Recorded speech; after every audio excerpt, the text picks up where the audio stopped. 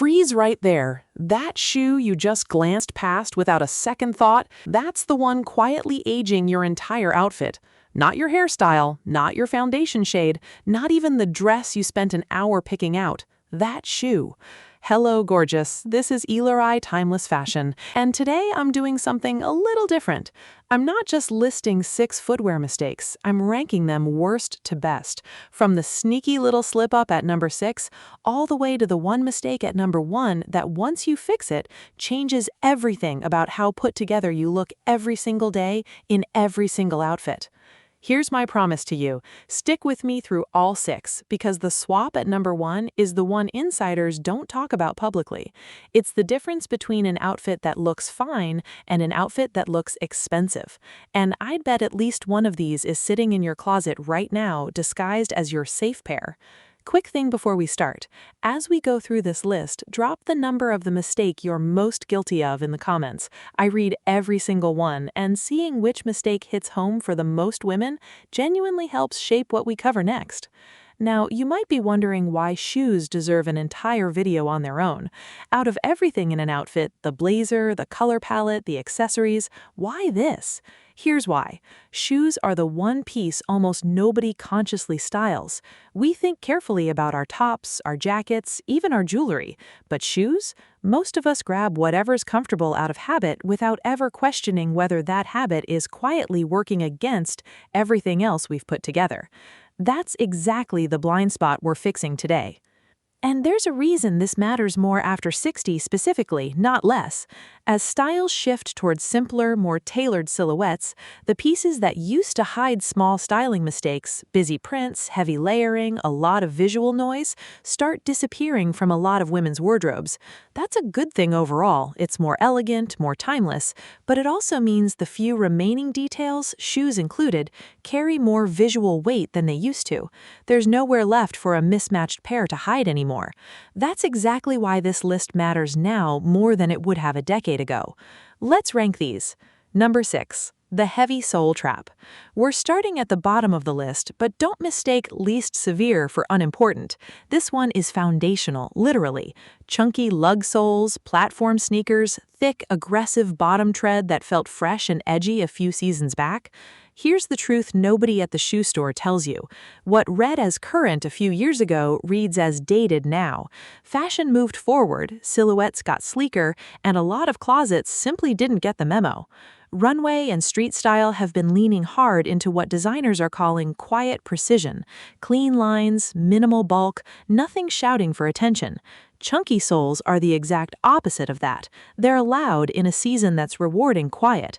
This is a genuine shift in silhouette, not a fleeting trend. Here's what actually surprised me researching this. It's not only visual. Bottom-heavy footwear creates something stylists call visual drag. It pulls your whole silhouette downward and can throw off your natural gait over time. Your shoes are quietly changing how you walk. Let that sink in for a second. The fix isn't sacrificing comfort. I'd never ask that of you. Swap aggressive treads for lightweight, streamlined soles. Still cushioned, still supportive, but slim in profile. Your leg line stays long, your walk stays effortless, and the outfit above it instantly reads years younger. Quick gut check. Pause and glance at your everyday sneakers right now. Chunky sole? That's mistake number 6, confirmed. And here's something worth addressing directly because it comes up constantly. Aren't chunky soles supposed to be more comfortable, more cushion, more support? More cushion isn't the same as better support. A thick, rigid sole can actually restrict the natural roll of your foot as you walk, forcing your ankles and knees to compensate. A streamlined, flexible sole often supports your gait better, not worse, even though it looks lighter. It's one of those counterintuitive truths the shoe industry doesn't exactly advertise. Keep that in mind because we're about to climb the list, and each mistake gets a little more surprising. Before we move on, a quick word on how to actually shop for this fix, because knowing the problem is only half the equation. When you're looking for a streamlined sole, don't assume slim automatically means unsupportive. Brands have gotten genuinely clever about hiding real cushioning inside a slimmer silhouette, so the visual weight of the shoe stays light even when the comfort technology inside is doing serious work. The trick is trying the shoe on and walking a few steps in the store, rather than judging it on the shelf.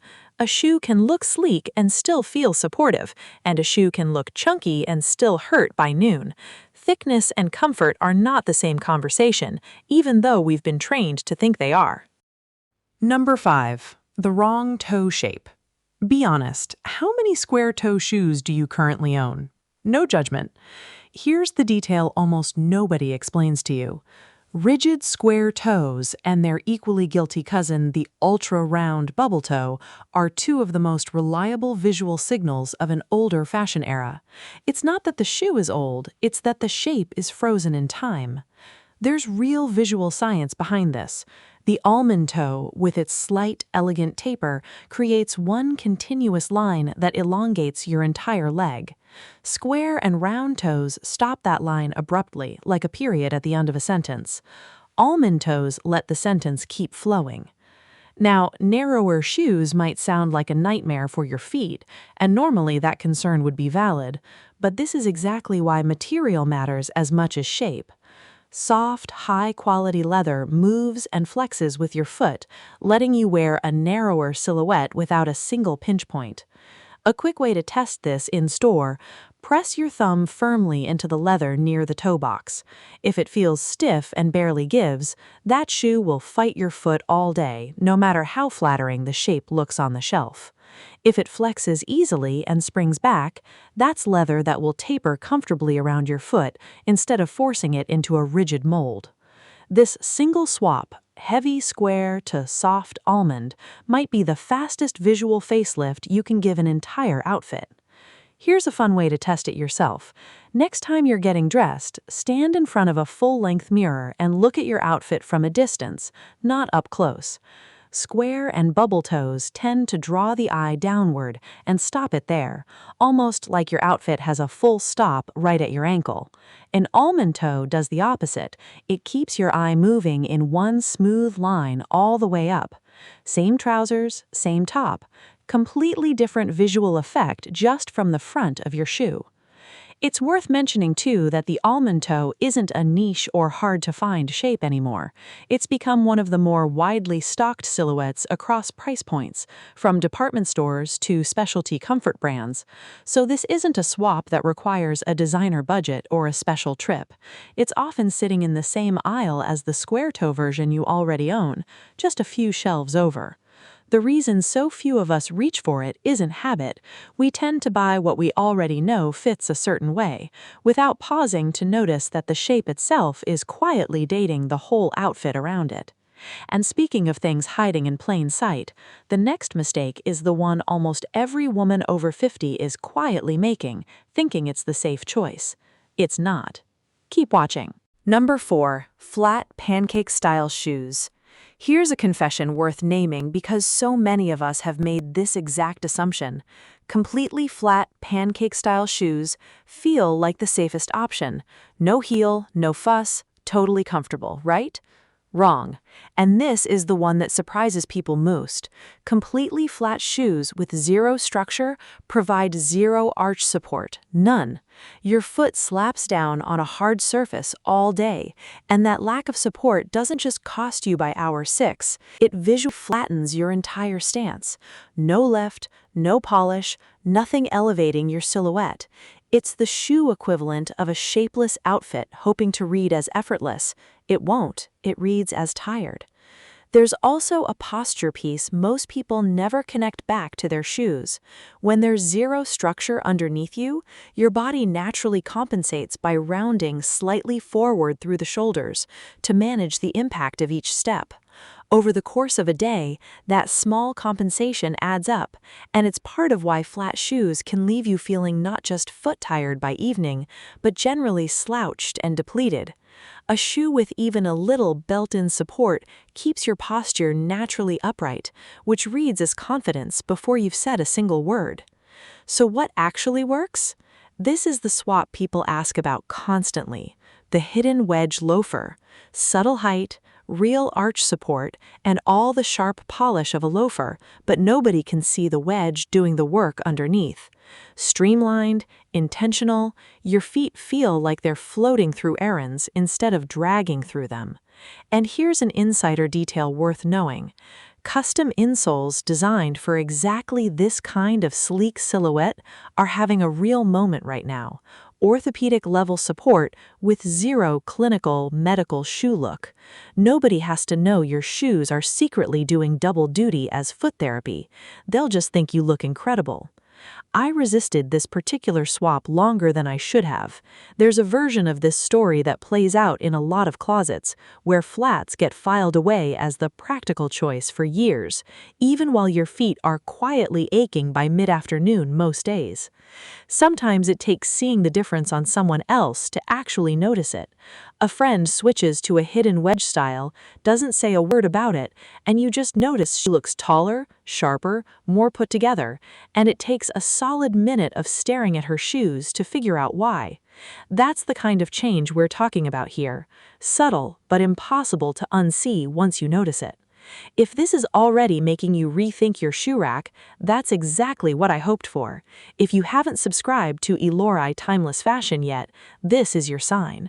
We break down exactly this kind of overlooked detail every single week. We've covered shapes, we've covered structure, but mistake number 3 has nothing to do with the silhouette at all. It's about what's happening on the surface. This one is sneaky, don't skip it. Number 3. Dull, distressed finishes. This is the mistake hiding in plain sight, in shoes you probably wear all the time. It's not the shape, it's not the sole, it's the finish. Matte, distressed leathers with that worn-in, weathered texture can unintentionally age an outfit in a way that's almost impossible to spot until someone points it out. That dull, flat surface absorbs light instead of reflecting it, which makes the whole shoe look tired, even when it's brand new. Compare that to a subtle satin or polished finish, which catches the light and instantly reads as fresh and current. Here's a simple test. Next time you're in natural light, look down at your shoes. Do they catch a little shine, or do they just sit there flat and dull? That single detail is quietly doing a lot of talking about your outfit before you've even opened your mouth. The fix is refreshingly simple. You don't need an entirely new shoe wardrobe, just an awareness of finish when you shop. Polished leather, subtle satin, soft sheen. Small upgrade, disproportionate payoff. Here's a practical tip for shopping, whether online or in store. Tilt the shoe under the light before you buy it. If the surface stays flat and absorbs light no matter the angle, that's a matte, distressed finish. Put it back. If you catch even a soft, subtle sheen as you tilt it, that's your polished or satin finish doing exactly what it should. It takes 3 seconds, and it will save you from another closet regret. This is also the mistake that tends to get the most pushback when it comes up, because distressed leather was marketed for years as rustic, effortless, and even a little cool. And in the right context, it still can be. There's a real difference between an intentionally rugged boot out on a hiking trail and a dull, flat-finished shoe paired with a tailored outfit. The finish isn't the enemy on its own, it's the mismatch that creates the problem. A polished ensemble sitting on top of a lifeless shoe reads as a contradiction your eye picks up on before your brain can explain why. That mismatch is exactly what creates that subtle, hard-to-name aging effect we're talking about. All right, we're now inside the top 2, and this is where the mistakes stop being about the shoe itself and start being about something almost nobody in this space talks about openly. Let's go. Number 2, harsh black over the new neutrals. For years, harsh black felt like the safe, foolproof choice. Goes with everything, hides everything, right? Here's the uncomfortable truth. Black can create a stark, heavy contrast against mature skin tones that ages the whole look rather than softening it. This is exactly why the fashion world has quietly shifted toward what stylists are calling the new neutrals: taupe, slate, and espresso. Softer, warmer, genuinely more flattering. They photograph beautifully and blend seamlessly with almost everything already hanging in your closet. And here's the pro-level trick worth remembering, because it's the one detail that separates put together from polished. Tonal matching. When your shoes sit close in color to your trousers or hemline, you create one uninterrupted visual line from waist to floor. No harsh break, no visual stop sign at your ankle, just one long, lengthening silhouette. Tell me honestly in the comments, are you a die-hard black shoe loyalist, or have you already made the switch to the new neutrals? I want to know where this audience stands, because it shapes what we cover next. One more thing worth knowing here, the new neutrals aren't just softer, they're smarter. Taupe and espresso sit closer to the natural undertones already in your skin and hair, which is exactly why they photograph so well and feel less harsh in person too. Black doesn't do that. It sits completely outside your natural palette, which is part of why it can create that stark, aging contrast we talked about. It's not that black is inherently wrong, it's just working against you a little more than you realized. This doesn't mean throwing out every black shoe you own tonight. That would be its own kind of overcorrection. If you already own a beautiful pair of black shoes in good condition, there's no rule that says you can't wear them. What this really means is a shift in what you reach for next. When you're standing in a store deciding between the safe black and the taupe or espresso you've never tried, let the new neutral win more often than not. Over time, your rotation naturally tilts towards the softer, more flattering option without you ever needing a dramatic closet overhaul. Number 1. Having no footwear capsule strategy. Here it is, the biggest mistake of all, and it's not really about any one shoe, it's about having no strategy behind the shoes you own. Most closets are packed with shoes that were impulse buys, hand-me-downs, or just-in-case purchases, and none of them are working together. That's the real aging factor, not one bad pair, a lack of intention across the whole collection. Here's the fix, and it's simpler than you'd expect. Start by identifying which of the 5 mistakes we just covered are physically sitting in your closet right now. You don't need a stressful purge, just start noticing. Awareness alone solves half of this. Then invest forward into what I call hybrid shoes, pieces that bridge technical, athletic comfort with elevated, office-appropriate polish. One pair that takes you from a coffee date to a lunch meeting to an evening out without a single compromise on how your feet feel by hour 8. That's the real shift happening in mature women's footwear right now. Fewer pairs, higher versatility, sharper intention. When you're shopping for one of these hybrid pieces, here's a simple checklist to run through before you buy. Does it have a streamlined sole, not a chunky one? Is the toe almond-shaped, not square or bubble? Does it have some form of arch support built in, even subtly? Is the finish polished rather than distressed? And does the color fall into that new neutral family rather than harsh black? If a single shoe checks all 5 of those boxes, you've essentially solved 5 of today's 6 mistakes in one purchase. That's the kind of shopping efficiency that actually matters when you're building a capsule instead of just accumulating shoes. And don't skip maintenance. Shoe trees, proper storage, resoling before it's too late. A small investment in a shoe tree can genuinely extend the life and the look of your favorite pair by years. Keeping structure intact is what keeps polished from slowly collapsing into worn out. One more piece worth naming here. Building a capsule doesn't mean starting from zero or replacing everything you own at once. It means being deliberate about what comes in next.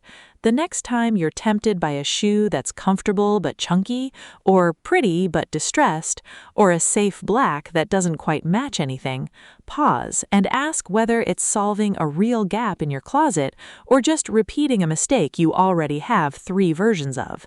That single pause before the purchase rather than after is the entire difference between a closet that quietly works for you every morning and one that leaves you standing there deciding between the same 5 wrong options on rotation. If this just made you rethink your entire shoe rack, that's exactly what I wanted. And I want to be clear about something before we wrap up. None of this is about throwing money at your closet or chasing a trend that'll be irrelevant in 6 months. It's about understanding why certain small choices read as polished and others read as dated. Because once you understand the why, you stop needing a video for every single decision. You start seeing it yourself in every store, every closet clear-out, every outfit you put together from now on. That's the actual goal here. Comment which number was your biggest mistake: 6, 5, 4, 3, 2, or 1. I'm genuinely going through every single comment on this one, and I already have next week's topic forming based on what you tell me. If you've been on the fence about subscribing, this is your sign. Hit subscribe so you don't miss what's coming. And if this helped you even a little, tap like right now.